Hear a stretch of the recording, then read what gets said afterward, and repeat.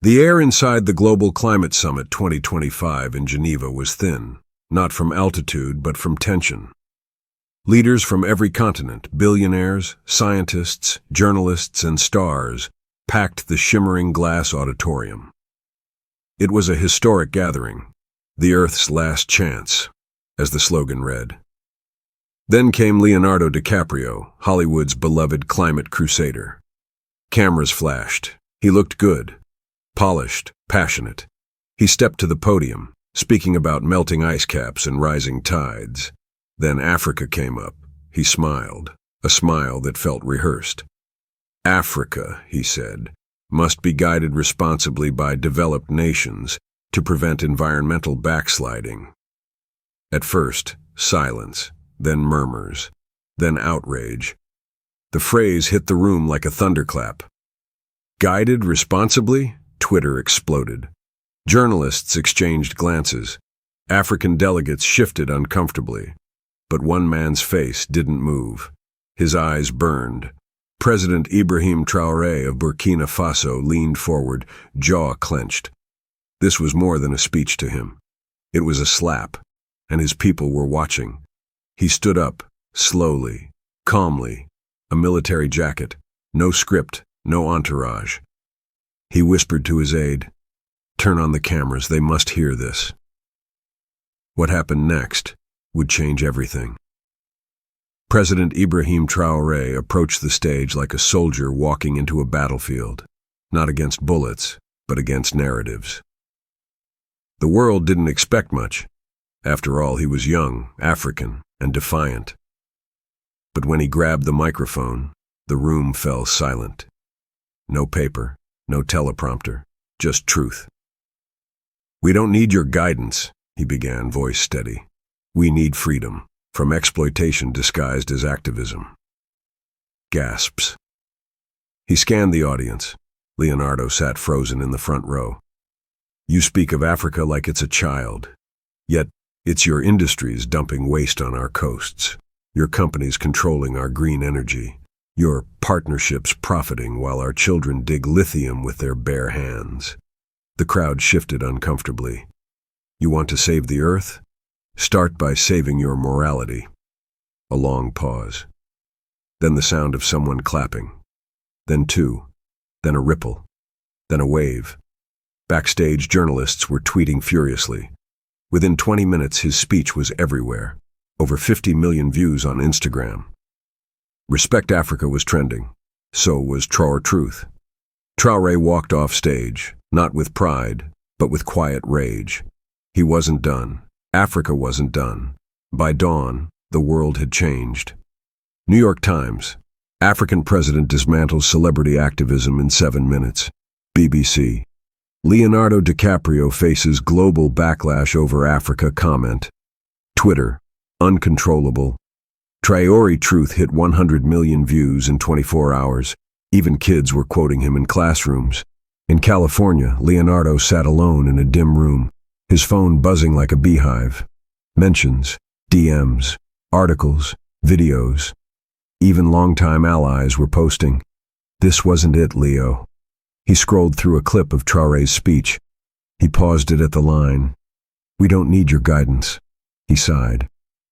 By noon, he issued a video statement, raw, with no edits. "I want to apologize. I spoke from a place of privilege and ignorance. President Traoré was right to call me out. I'm listening now." But some damage had been done. A 14-year-old girl in Burkina Faso named Awa watched the apology on her cracked phone. Tears rolled down her cheek. Not because of Leo's words, but because someone finally defended her home. She turned to her mother and whispered, "Mama, he spoke for us. He spoke the truth." And far away, Traoré sat with his team, watching the world react. He wasn't celebrating, he was planning. Because one summit was never enough to dismantle decades of silence. That night, in his hotel room overlooking Lake Geneva, Ibrahim Traoré sat alone, staring at the ceiling. The applause from the summit meant little now. His mind had drifted home, to the red dust of Burkina Faso, He remembered being 10 years old, sitting in a cramped schoolroom with a leaking roof. The world had promised aid, solar panels, and clean water. But all they got were broken pumps and visits from foreigners taking photos with flies on kids' faces. His father, a farmer, once whispered, "When they speak for us, we stay poor. When we speak for ourselves, they call us dangerous." Traoré never forgot that. He watched his village dry up, while foreign-funded projects opened luxury eco-lodges nearby. Tourists came to experience African sustainability, but left with pictures, not solutions. Now, as president, he was trying to fix decades of betrayal. That moment on stage wasn't rage. It was release. He opened his laptop. Thousands of emails. One subject line stood out. "Ibrahim, you're not alone. Let's talk. Greta." He paused, then opened it. And what he read would change everything. The email was long, unedited, honest. It began with an apology. "President Traoré, I watched your speech. I cried, I felt ashamed, and I felt hope." Greta Thunberg, the face of youth climate movements, had watched the summit from a quiet spot in Sweden. She admitted she never truly listened to Africa. Not really. "I'm 22 now, and I've been called brave. But bravery is standing alone in a room full of power and saying no more. That's what you did. I want to help, but not as a savior. As an ally." Traoré exhaled. She ended with, "Let's co-host a truth summit. One where Africa speaks first. No celebrities, no filters, just truth." He closed the laptop and stared at the skyline. Could it work? Could they break the system from inside? The next day, the press was hunting for more sound bites. But Traoré gave them silence. Behind closed doors, his team began making calls. To Ghana, to Kenya, to the Sahel, to the African Union. Something was coming. Not a protest, not a tweet storm, a reckoning. But the world wasn't ready. In Washington, D.C., a closed-door meeting took place. Not at the White House, but in a sleek private boardroom owned by a multinational green tech conglomerate. Men in suits sipped espresso as Traoré's speech played on screen. One of them scoffed. "He's gone rogue. If this narrative spreads, we lose billions." Another chimed in.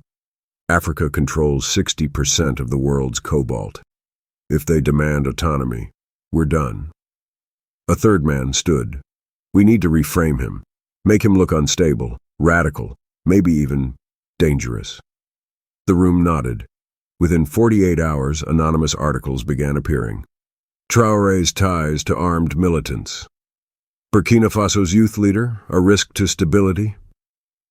But it didn't work. Because on TikTok, kids from Nigeria to New York were dancing to a remix of Traoré's words. "We don't need guidance, we need freedom." On Instagram, artists were sketching his portrait. On YouTube, reaction videos to his speech hit 5 million views. Even Leonardo's fans had turned into learners. Traoré had unknowingly ignited a movement. But when his team intercepted an email leak titled, "Destabilize Traoré immediately," they knew. This was no longer just about climate. This was war. Traoré didn't go to another summit. He went home. No cameras, no press, just the heat, dust, and heartbreak of Wahiguya, a forgotten mining village in northern Burkina Faso. He wore no suit, only a plain shirt and boots. Locals stared. This wasn't normal. Presidents didn't come here. Then he saw him, a boy, maybe 9, hands blistered, shirt torn, kneeling inside a narrow mining shaft, scooping cobalt with his bare hands. The president froze. "What's your name?" he asked, kneeling. "Alassane," the boy whispered, not realizing who was in front of him. "I mine for the white man's battery. They say I helped the planet." Traoré's eyes welled up. He turned away, cried, in public. His aide whispered, "Sir, the press." "Let them see," he snapped. "Let them see what green energy means in Africa." That night, he uploaded a short clip of Alassane. No captions, no music. Just a boy, in a pit, working for a world that claimed to be saving him. Within 8 hours, it hit 40 million views. And somewhere in Los Angeles, Leonardo watched with tears in his eyes and whispered, "We've failed them." When Greta Thunberg's plane landed in Burkina Faso, the world blinked in disbelief. She stepped off in dusty sneakers, carrying a small backpack. No press, no entourage, just purpose. Traoré met her personally at the airport. "Are you sure about this?" he asked quietly. "Yes, no more stages, no more spotlights, just listening." Their motorcade didn't go to any five-star hotel. It drove for hours across broken roads, past forgotten towns and poisoned rivers, until they reached Tambao, another mining site, this one filled with women and children digging for manganese with no gloves. Greta stood in silence. She couldn't speak. She fell to her knees and sobbed. Later, in a small community meeting, she said just one thing. "I'm sorry we used your pain to decorate our campaigns." The room fell silent, and for the first time, the people believed her. Traoré smiled, not out of joy, but because something was shifting. Across the ocean, U.S. senators and European CEOs watched nervously. Their PR teams scrambled, because the world wasn't just watching now, it was awakening, and an awakened world is a threat to those in control. On a dusty highway between Kaya and Dori, President Traoré's convoy moved at dusk. Greta rode beside him, her eyes heavy, her spirit shaken by all she'd witnessed. They had just finished visiting an abandoned solar project, built with millions in foreign aid, now just scraps of metal rusting under the sun. Then it happened, a sudden blast, screams. Glass shattered, the lead vehicle flipped. Traoré's SUV skidded off the road. Dust, fire, blood. A bullet shattered the back window. "Get down!" his security screamed, shielding him with their bodies.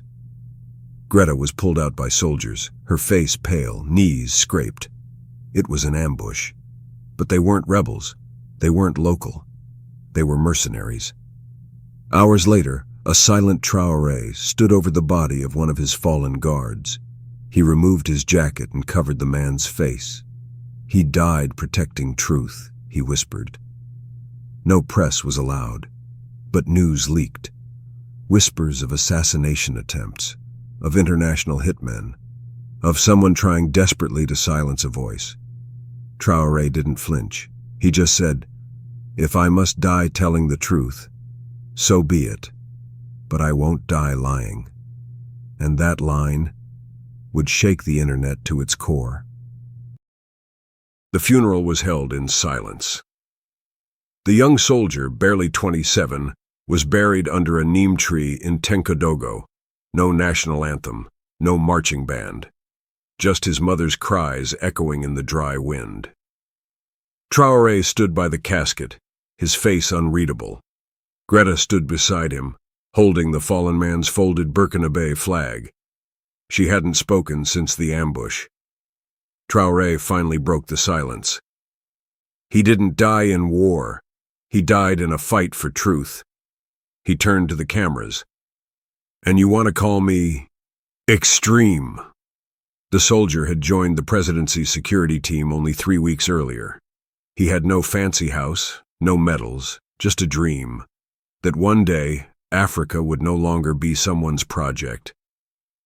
As the casket was lowered, the boy's mother screamed, "My son died for your green lies." And for once, international media didn't cut the feed. The clip went viral. Children across West Africa began drawing red hearts on Burkina flags, posting them with the hashtag, "He died for truth." Even Leonardo reposted it, adding 3 words, "We weren't listening." In that moment, Africa's pain was no longer hidden. It was global. The plane landed unannounced in Ouagadougou. No red carpet, no press. Leonardo DiCaprio, sunglasses on, head bowed, walked down the steps like a man carrying guilt. For days, he had remained silent, But after watching the funeral, he said to his team, "I have to look the boy's mother in the eye." Traoré agreed to a meeting. Behind closed doors, it wasn't warm, it wasn't political, it was human. Leo walked in, took a deep breath, and before anything else said, "I failed. Not just you, not just Africa, but myself." He pulled out a folder.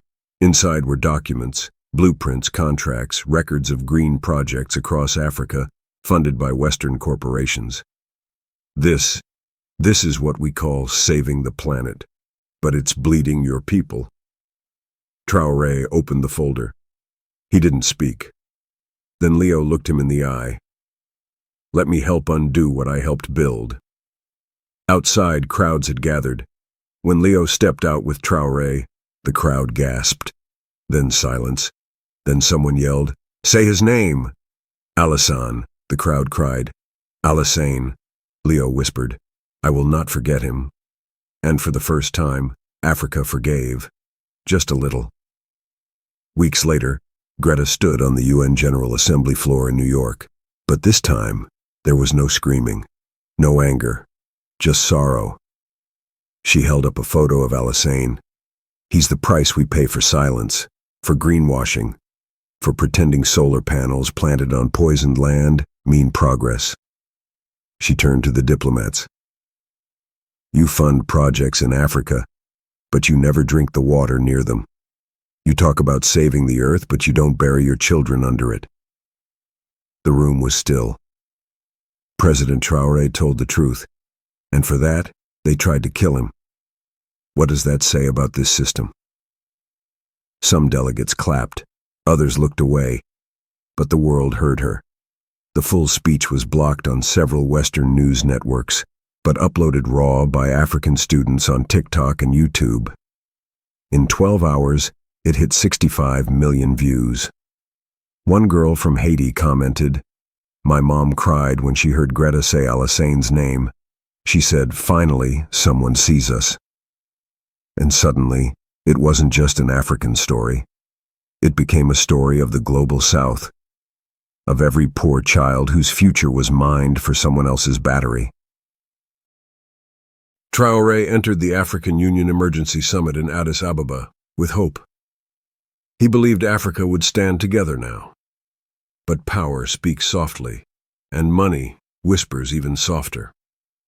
As he addressed the room, calling for a continent-wide audit of all foreign green investments, some leaders nodded, others shifted in their seats. Then it came. A delegate from a major African nation stood and said, "President Traoré, we respect your emotions, but your actions are endangering decades of partnerships. Our economies depend on these investors." Traoré blinked. "Our slavery depends on them, you mean?" Silence. He looked around. Faces turned away. Then he saw it. A leaked memo passed quietly between officials. It detailed plans to distance the AU from Traoré's stance, calling him too radical, a destabilizing voice. It was betrayal from within. "You want to sell your children for clean air in Paris?" he asked, voice trembling. "I won't." He walked out of the summit alone, but outside, thousands of African youth had gathered, chanting, "You are not alone." That chant echoed across the continent, and for the first time, Traoré realized the people had chosen him, even if the system hadn't. She didn't weep when Traoré knocked. She didn't scream. She didn't curse. Alassane's mother, wrapped in worn fabric, simply opened her door and stepped aside. They sat in silence. The air smelled of millet and dust. She finally spoke, voice cracking. "He used to dream of building a school." Traoré looked down. "He was just a boy," he said. "He was my boy," she corrected gently. He brought her something, a letter written by Greta, hand-signed by Leonardo, and a personal commitment fund to build the school Alassane once dreamed of. But she didn't touch it. "You don't pay for a child with money."